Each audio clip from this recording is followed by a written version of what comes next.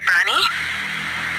समुद्र के बीचों बीच एक रहस्यमयी द्वीप था जिसे अग्नि द्वीप कहा जाता था। कोई नहीं जानता था कि वहां कौन रहता है, क्योंकि जो भी गया कभी वापस नहीं आया। एक दिन वीर योद्धा अर्जुन और विदुषी वैदिका उस द्वीप की सच्चाई जानने निकले।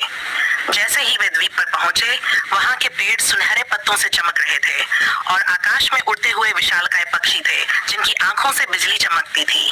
अचानक एक दैत्याकार नाग उनके सामने आ गया। उसका शरीर आग की लपटों से घिरा था और उसकी आंखें लाल अंगारों जैसी चमक रही थीं। तुम यहाँ क्यों आए हो? नाग गरजा। अर्जुन ने तलवार उठाई, लेकिन वैदिका ने उसे रोक दिया।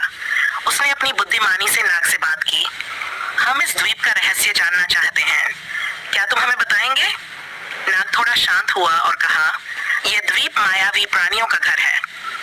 हम मनुष्यों से दूर यहाँ शांति से रहते हैं, लेकिन यदि कोई द्वीप को नुकसान पहुंचाने आए तो हम उसकी रक्षा के लिए तैयार रहते हैं। तभी द्वीप के अंदर से एक चमकता हुआ दरवाजा खुला और वहां से जलपरी जैसी आकृति बाहर आई।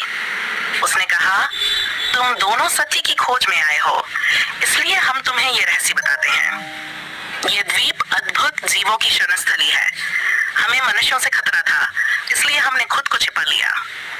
लेकिन यदि कोई प्रेम और समझ के साथ आता है तो हम उसका स्वागत करते हैं।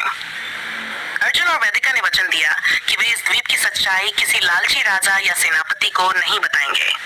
जब वे लौटे तो उनके हृदय में एक रहस्य था, एक ऐसा स्थान जहां जादुई प्राणी अब भी जीवित थे, लेकिन केवल उन्हीं के लिए जो सच्चे मन से उन्हें खोजने आए।